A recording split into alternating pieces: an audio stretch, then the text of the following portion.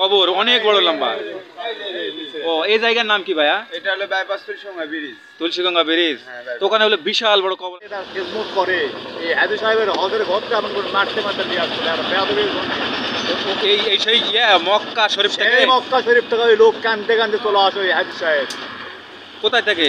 মক্কা শরীফ থেকে এই যে এখানে বাড়ি। এই জমি ছিল ওই হাজি সাহেবের জমি, এই জমিটা। হ্যাঁ, এই হাজি সাহেব বিক্রি করছিল ওই জমি, ওখানে ওই একটা টিকট ছিল।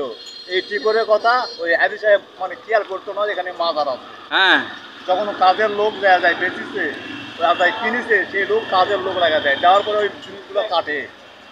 কাটার পরে মানে কাজের লোকেরটা কিছু হয় না, ওই হাজি সাহেব অভিটা তখন এই চোটপাট আপনি জমি বিক্রি করছেন, আমি জানো না যে এখানে আমি শিয়া আছি। এই সেই জমি, এই মাজার। হ্যাঁ, উনি হজ করবার গেছে, সেখান থেকে লিয়ে চলে আসছে। আসার পরে বান্দা দেওয়ার পরে আবার হজ করে আসছে। ও মানে আসে ক্ষম আছে, তারপর আবার হজে গেছে। আমাকে দেখা যায়নি সেটা, আপনি দেখা ওই জাহির ছিল। কারোর সন্ধানে এখানে আমরা পাইছেন। হ্যাঁ, আর এখানে হচ্ছে কিন্তু আউলিয়াগণ। কিন্তু কত বছর পূর্বে, আনুমানিক কত 100 বছর পূর্বে এটা কি কোন নবীর সময় 14 হাত মানুষ ছিল? হ্যাঁ, নূহ নবীর সময় 14 হাত মানুষ ছিল। নূহ নবীর সময়। এই তো আজকে এটা উদ্ঘাটন পেলাম।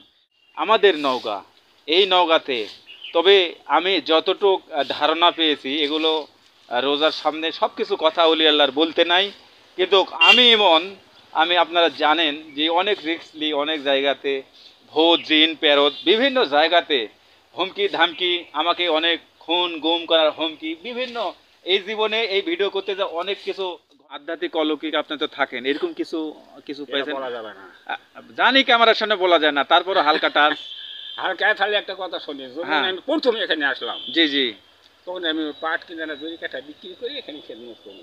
জি, ওই জায়গায় বসে আছি। জি, হ্যাঁ, আমার বদনা লেগেছে 3-4 দিন আগে, মানে ধরে হয়তো পড়ে গেছে। জি জি জি, চুপচাপ 1 বছর পর হঠাৎ এইদিকে টাকা আছে, ওই একটা চালে গাছ দেখা যাচ্ছে, ওটি ছোট, এখন তাও বড় হয়েছে। হ্যাঁ, সারা মেরে দিল আলো আসে আমার কাছে, এটা একদম খারাপ হয়। ভুল করছি, বদনাটা নেন। তো বদনাটা এরকম খারাপ হয় না, খারাপ বদনা ভুল দিয়ে দেখি এটা পরস্টেকি, এটা করবে এটা মুম্বাইটি ভুল করেছি, বদনাটা নেন। এবার আমার কাছে ভুল কি করছে আমি তো জানি না, তুই মাপ চাইলে তো সর্বশেষে আসা পুরোটা পাল্টা করতে কিছু করছে না, তখন আমি অনুভব বুঝতে পারলাম যে এটাই হলো বদমাশ। এই কবরটা আসলে কার? এটা লোকমুখে শোনা, এটা নূহ আলাইহিস সালাম নবীর যে সময়কার, ওই সময়ে শোনা গেছে যে মানুষ অনেক লম্বা হয়। আমার জানা মতে, শোনা মতে 14 হাত। তো সেই অনুসারেই সেই সময়কার কবর হিসেবে এটা সন্ধান পাওয়া গেছে, এবং এখানকার যিনি এটার খেদমত করেন তিনি এটা দেখাশোনা করেন। তো তিনি বলেছেন যে এটা নূহ আলাইহিস সালাম সময়কার এটা একটা কবর, এবং এটা 14 হাত একটা কবর। এটা কি দেখার জন্য আসছেন? হ্যাঁ, এটা আমি। আসসালামু আলাইকুম দর্শক বন্ধুরা, কেমন আছেন? দর্শক বন্ধুরা, আমি এখন রয়েছি নওগাঁ জেলা সদর, নওগাঁ বালুডাঙ্গা থেকে সান্তাহারের মাঝপথে এই সেই তুলসীগঙ্গা ব্রিজ। আমি এখন দাঁড়িয়ে আছি তুলসীগঙ্গা ব্রিজের উপরে। দর্শক বন্ধুরা, আপনাদের আজকে আমি এমন একটি জিনিস দেখাবো যা হয়তো বা কখনো দেখেন নাই, যা শুনেছেন যে আমাদের আদম আলাইহিস সালাম ছিলেন 40 হাত লম্বা। দর্শক বন্ধুরা, আমিও দেখিনি এত বড় কবর। আমি শোনার পরে আমি চলে এসেছি সেই কবরের পাশে, তো নওগাঁ জেলায়। দর্শক বন্ধুরা, এটা হলো তুলসীগঙ্গা নদী। এই নদী শহরের ভিতর দিয়েই প্রবাহিত হয়েছে। দর্শক বন্ধুরা, আমি যাব সেই শাহ ফতে আলী বাবার মাজার শরীফে। দর্শক বন্ধুরা, কেউ বলে 40 হাত, কেউ বলে 30 হাত, কেউ বলে 20 হাত সেই কবরটি লম্বা। দর্শক বন্ধুরা, আমি চেষ্টা করব সেই কবরের পাশে গিয়ে আমি আপনাদের সশরীরে দেখানোর জন্য। দর্শক বন্ধুরা, আপনারা সাথে থাকবেন, ভিডিওটা না টেনে পুরোটা দেখবেন। ধন্যবাদ। তাহলে ভিডিওটা দেখতে থাকুন।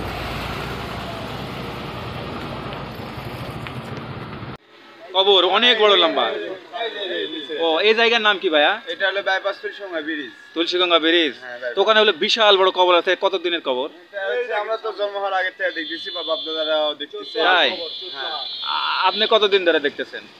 আমিও আমার যুদ্ধ হওয়ার পর থেকে দেখতেছি। তাহলে এই পাশে না?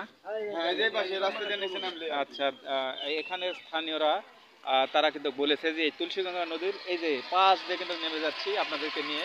এই যে দেখুন আমরা কিন্তু যাওয়া শুরু করেছি। আমিও কিন্তু দেখবো, আপনাদেরকে দেখাবো অলি আল্লাহর দেশ বাংলাদেশ।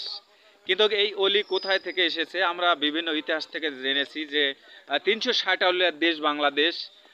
সব জেলাতে শহরেই কিন্তু ছড়িয়ে ছিটিয়ে রয়েছে অনেক অলি আউলিয়াগণ। আসলে এখানে সে ফতে আলী বাবার যে রোজা সেখানে কিন্তু আমরা নিয়ে যাচ্ছি। তবে সবাই বলেছে যে এখান থেকে অল্প একটু নিচে যেই এই তুলসীগঙ্গা নদীর তীরেই কিন্তু তার এই রোজা মাজার।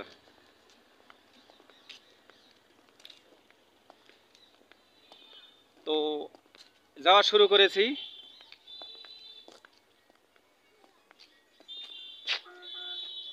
আমি কখনোই জানতাম না যে এখানেই রয়েছে সেই 40 হাত বা 60 হাত 50 হাত কবর। কিন্তু আমার অনেক জানার কৌতূহল যে আসলে এই অলি আল্লাহর দেশে গ্রামগঞ্জে ছিটিয়ে রয়েছে, বিভিন্ন জায়গাতে ছড়িয়ে রয়েছে বিভিন্ন অলি আউলিয়া।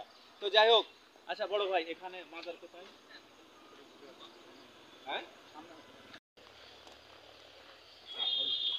দর্শক বন্ধুরা, দেখতে দেখতে আমি চলে এসেছি সেই মাজার শরীফে। এই দেখেন, অনুমতি লাগে। আসসালামু আলাইকুম চাচা, একবার আসছে। তো এটা ফতে আলী, মোহাম্মদ ফতে আলী বাবার এই রোজা শরীফ বাড়িটি একটি দান বাক্স দেখতে পাচ্ছি, আর এই নিচেই বিশাল বড় একটি রোজা দেখতে পাচ্ছি। কিন্তু আমি এখানে যে দায়িত্বরত রয়েছে এক মুরব্বী, আমি আসলে তার সাথে কথা বলবো। কেমন আছেন মুরব্বী? ভালো আছেন? তো আসলে মুরব্বী এই গ্রামটার নাম কি? এটা এটা হলো ইগলপুরি, এটা ধরে ইগলপুরি, এটা ধরে ইনাজপুর। এনাজপুর? হ্যাঁ। ও, তা আপনি একটু এই সাইডে আসবেন, এই সাইডে এটি দাঁড়ান তো। এই যে আমরা দেখতে পাচ্ছি বিশাল বড় একটা কবর, রোজা শরীফ মাজার শরীফ, এটা বিষয়ে কে কোথায় থেকে এসেছে? এখন কথা বলতে গেলে বহু ধরনের বলেন বাবা, বলেন। উনি কোথা থেকে আসতে ওদের কাছে প্রশ্ন করলে কয় তুমি শিক্ষা নেবে আসলে শিক্ষা পাবে। ও তাই তো উনি পর্দা করেছে, গোপনীয়। জি জি জি, শিক্ষা পাওয়া মুশকিল এমনি আছে। হালকা পাতলাটা। হ্যাঁ, একটা কি আমি একটা বিপদে করেছিলাম, জি, মনে করো প্রায় 35 বছর আগে। 35 বছর আগে? 35 বছর হয়ে যাচ্ছে, হয়তো 1 মাস সময় হতে পারে। জি জি, এক জায়গায় গেছিলাম শিক্ষা নেওয়ার জন্য। জি জি, তো একটা আশার দ্বারাই আপনার কাছে গেছি, যদি 10 বছর খাটাপোর উপযুক্ত হয়তো আপনি দিবেন তো। অবশ্যই। কিন্তু ওই একটা ব্যাগ ফেলেছে, ভুলে যায়, ওটা আমার ধরে। কি আবার বলেন তো। আমি একটা জায়গায় গেছিলাম, জি জি, জ্ঞান লাভার জন্য বা শিক্ষা লাভার জন্য বা যেটাই হোক আসার ধরে। জি জি জি, যাওয়ার পর সেখানে প্রায় 8.5 বছর 9 বছরের মতন তার হুকুম নিয়ম কানুন মানে চললাম। জি জি, চলার পর আমি লেখাপড়া জানি না, প্রশ্ন করলে হয়তো উত্তর আসে না, যদি উত্তর আসে বহু দূর দিয়ে ঘুরে আসে। জি জি, বোঝা কঠিন। এ করতে করতে তখন 9.5 বছরের মতন ভোট হয়ে গেল। তো হঠাৎ করে আমার আর একটা অবস্থা ছিল, তাই একটা নিয়ম কানুন দিয়ে আমি একটা চেষ্টা করলাম যে ডেট পাই কিনা। জি জি জি, করলাম, আর 2.5 থেকে 3 অনুমান। জি জি, কথা বললো, বুঝতে পারলাম কিন্তু দেখতে পারলাম না। বাংলার অজ্ঞান মাস 28 তারিখ সোমবার। জি, তখন চিন্তা করলাম ডেট যখন পাই গেলাম, তার কিছু বলা যাবে না, গুরুকে বলা যাবে না, কাকে বলা যাবে এটা না। গোপন বিষয়। গোপন বিষয়। জি জি জি, ইতিমধ্যে উনি একটা বিকল্প রাস্তা হেঁটেছে আমাকে ফেরত ফেলার জন্য। জি জি, সেটা ওই অজ্ঞান মাস 28 তারিখ না হয় 8 তারিখ সোমবার, সেটা ধরা আমার কাছে। জি, পরে একটা বিধি কিছু হয়ে গেল, মাথায় আর কাজ করে না। জি জি জি, ঘুরতে ঘুরতে তবুও যাওয়া আসা করতে করতে করতে করতে মানে উল্টা পাল্টা কথা হতে হতে আমি বাবা আমি করছি বুঝি না, আমি পরিশ্রম করি আমার সাধনার মূল্য দাও, বিপদ দেবো করতে করতে এখানে দায়রা শরীর ছিল আমাদের গ্রামে। জি, যা বললাম, বলে যেখানে পাই সেখানে যা শিক্ষা দাও। হ্যাঁ, এ কথা তখন বললো তো আমি বুদ্ধি হারা, জি জি, আমি তো কোনো লেখাপড়াও জানি না। হুম, তারপরে যে কিছু পুকুরি বিদ্যা শুরু করলো। জি জি, কুপুরি, আমার কন্ট্রোল করার জন্য। জি জি জি, কন্ট্রোল করার জন্য তো জোটাই করে আমি কেটে দেই করে। আরও মাঝে ঘুরেছি, ওই কষা আছে, শাশুড় গ্রাম আছে, বসিপুর আছে, ওই ভাজপা একটা লম্বা আছে আছে আছে। হ্যাঁ, সব জায়গায় ঘুরতে ঘুরতে ঘুরতে ঘুরতে ঘুরতে ঘুরতে আল্লাহ রহমত একটা মাসুম বাচ্চার দ্বারা এটা না সন্ধান পাওয়া। এটার হ্যাঁ হ্যাঁ, পাওয়ার পর তখন এটা নিচে আসলে বহুত কিছু কষ্ট করে। এই মাটি কাটিছেন? না, এটা ওই নদী খোঁড়া কিছু ব্যাটি আছে, কিছু জি, কাটাও নিছি। হ্যাঁ হ্যাঁ, লিয়া তুলে লিয়ে আপাতত এইভাবে চলতেছি। কথা বুঝতে পারছেন? এমনি আমি খোলা কথা আপনার আরো বলবো।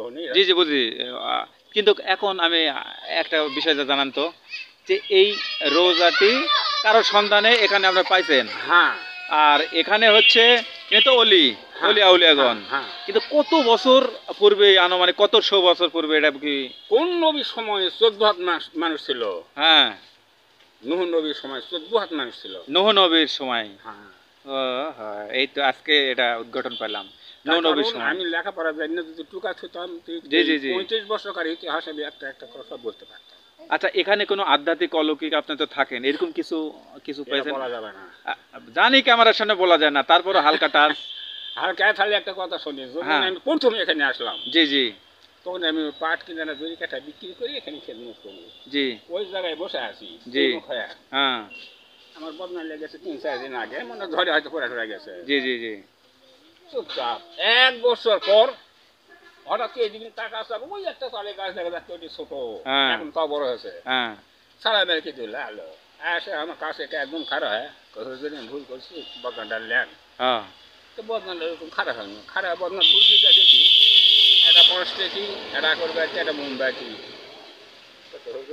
ভুল করছি বদনাটা নেন। এবার আমার কাছে ভুল কি করছে আমি তো জানি না, তুই মাপ চাইলে হ্যাঁ মাপ চাইলে। হ্যাঁ তো সর্বশেষে এটা আসা পুরোটা পাল্টা করতে কিছু করছে না, তখন আমি অনুভব বুঝতে পারলাম যে এটাই হলো বদমাস। ও, ওই বদনা চুরি করেছে। সে বদনা লিয়ে গেছে, তো লিয়ে যাওয়ার পর আমি করছি জীবনে আর কোনো কাম পাসনি, 5 টাকার বদনা নিলে কি করবো, বড় লোক হবো।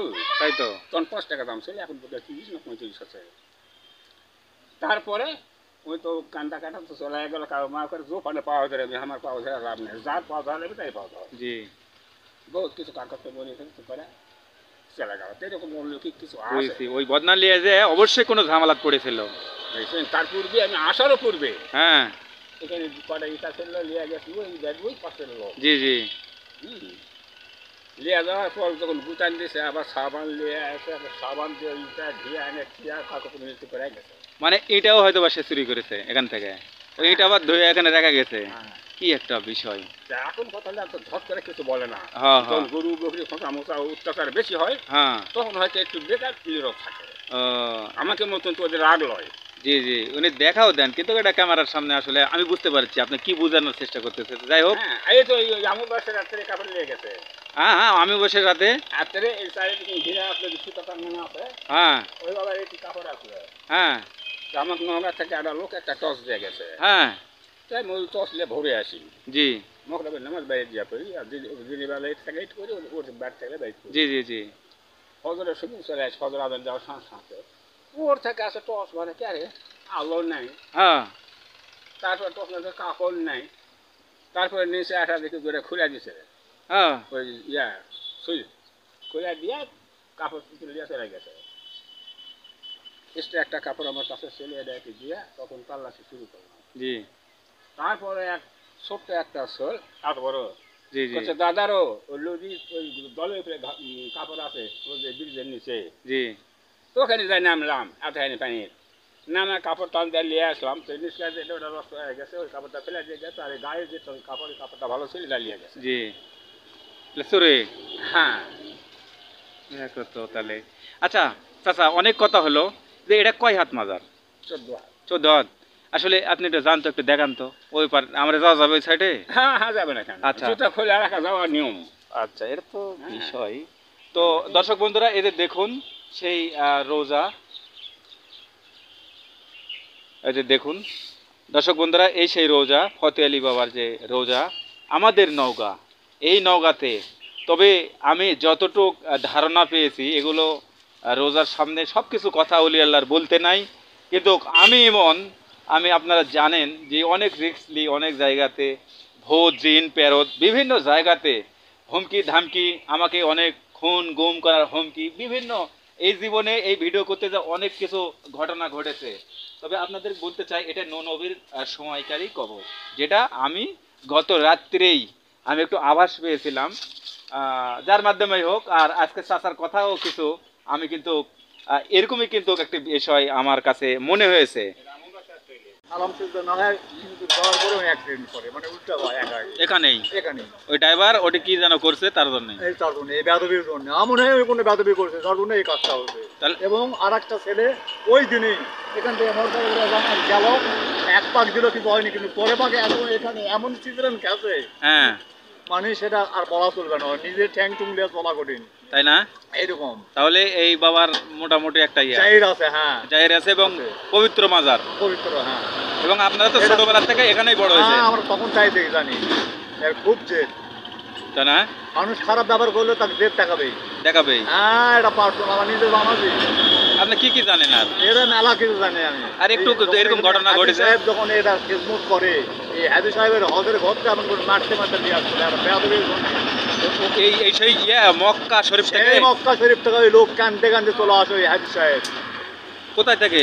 মক্কা শরীফ থেকে এই যে এখানে বাড়ি এই হ্যাঁ। জমি ছিল ওই হাজি সাহেবের জমি, এই জমিটা হ্যাঁ এই হাজি সাহেব বিক্রি করছিল ওই জমি, ওখানে ওই একটা টিকট ছিল, এই টিকটের কথা ওই হাজি সাহেব মানে খেয়াল করতো না এখানে মাজার আছে। হ্যাঁ যখন কাজের লোক দেওয়া যায় বেচিছে যায় কিনেছে সেই লোক কাজের লোক লাগা দেয়, দেওয়ার পরে ওই জিনিসগুলো কাটার পরে মানে কাজের লোকেরটা কিছু হয় না, ওই হাজি সাহেব অভিটা তখন এই চোটপাট আপনি জমি বিক্রি করছেন আমি জানো না এখানে আমি শিয়া আছি এই সেই জমি এই এই মাজার। হ্যাঁ উনি হজ করবার গেছে সেখান থেকে লিয়ে চলে আসছে। আসার পরে বান্দা দেওয়ার পরে আবার হজ করে আসছে। ও মানে আশা ক্ষম আছে তারপর আবার হজে গেছে, আমাকে দেখা যায়নি সেটা, আপনি দেখা ওই জাহির ছিল। বাপ রে বাপ, এই যে শুনলেন তো চাচার মধ্যে। ঠিক আছে ধন্যবাদ। হ্যাঁ এদের দেখুন সুন্দর একটি কবর, তবে এই কবরটি দেখুন একদম ফাঁকা জায়গাতে, এখানকার নাই। এদের দেখেন তুলসী গঙ্গা নদীর তীরেই কিন্তু এই কবরটি, এখানে কিছু বটবৃক্ষর গাছ রয়েছে। আর এই ফাঁকা জায়গাতে এই চাচা তিনি থাকেন, তার থাকার কোনো জায়গা নেই। দেখবেন এই পাশে প্রত্যেকটা মাজার বলেন ওরস মানে বলেন রোজা, সেখানে কিন্তু খাদেমের থাকার জন্য কিন্তু জায়গা থাকে। এখানে একটা ছোট্ট একটি কোণো ঘর, আর দেখুন এটা লুকাল একটি টয়লেট। কিভাবে এখানে এই চাচা থাকে দেখুন, ছোট্ট একটি ঘর। তবে আমি মনে করি আমার এই ভিডিওর মাধ্যমে মাননীয় ডিসি সাহেব, নওগাঁ ডিসি সাহেব পর্যন্ত আমি বলতে চাই, আপনাকে বলতে চাই যে এতে দেখুন যে এখানে এই মাজারটি রক্ষণাবেক্ষণ যেটা হচ্ছে পাকাকরণ, এই পাকাকরণ করার আমি জোর দাবি জানাচ্ছি। আর আপনাদেরকে আবার বলতে চাই যে এখানে যারা আসবেন অবশ্যই ওলি আল্লাহর দেশ বাংলাদেশ, আপনারা নেগেটিভ কোনো কিছু মন্তব্য করবেন না, কারণ এখানে শুয়ে রয়েছে সে আল্লাহর মহান ওলি। দেখবেন আমি আর আপনি যেদিন মারা যাব ঠিক 1 বছর পরে বাঁশ হবে, সেখানে আমাদের উত্তরাধিকারীরা দেখবেন সেখানে পেশাব পায়খানা করবে, একদিন ওটা নাই হয়ে যাবে। কিন্তু শত শত যুগে যুগে কালে কালেও দেখুন আজকেও কিন্তু এই কবরটি মনে হচ্ছে যে এটা হয়তো বা 1 মাসের পূর্বেরই হয়তো বা কবর। তো যাই হোক, কবর না, রোজা পাক। তো আমি এদের দেখানোর চেষ্টা করতেছি আবারও।